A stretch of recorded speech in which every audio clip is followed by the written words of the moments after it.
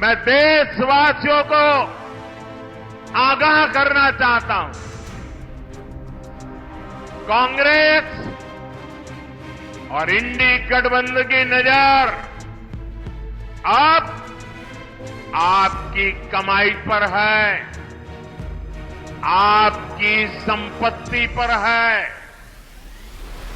कांग्रेस के शहजादे का कहना है कि उनकी सरकार आई तो कौन कितना कमाता है, किसके पास कितनी प्रॉपर्टी है, किसके पास कितना धन है, किसके पास कितने मकान है, उसकी जांच कराएंगे।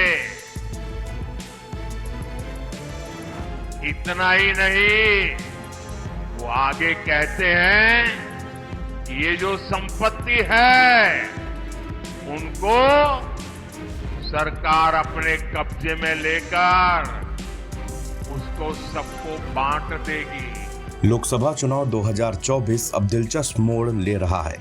पहले कांग्रेस ने बीजेपी पर संविधान बदलने का आरोप लगाया।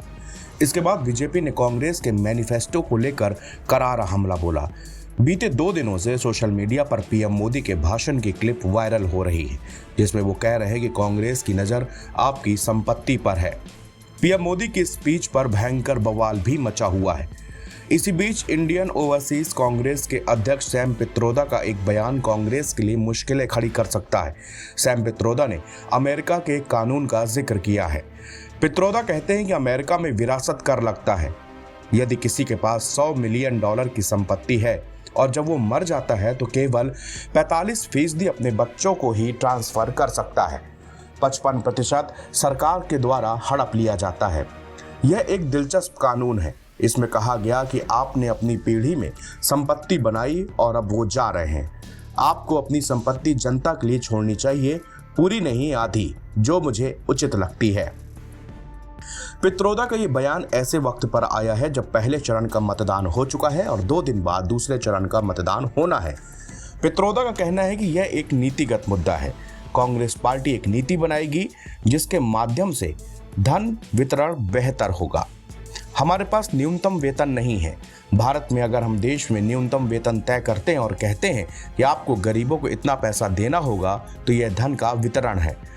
आज अमीर लोग अपने चपरासियों, नौकरों, घरेलू नौकरों को भुगतान नहीं करते हैं। उनके पास बहुत धन है, लेकिन वो उस पैसे को दुबई और लंदन में छुट्टियों पर खर्च करते हैं।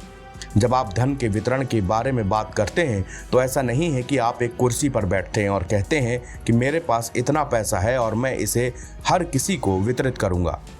ऐसा सोचना नादानी है।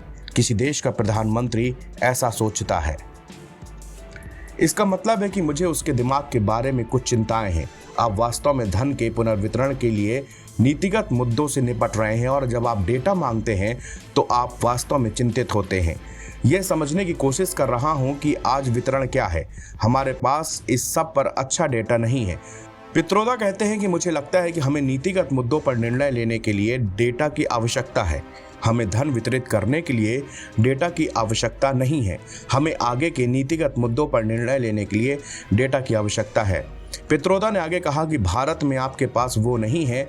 यदि किसी की संपत्ति 10 अरब है और वो मर जाता है तो उसके बच्चों को 10 अरब मिलते हैं और जनता को कुछ नहीं मिलता। तो ये ऐसे मुद्दे हैं जिन पर लोगों को बहस और चर्चा करनी होगी।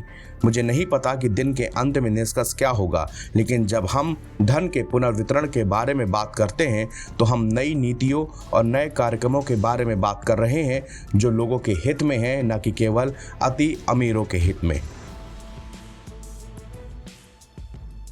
एनबीटी ऑनलाइन की रिपोर्ट।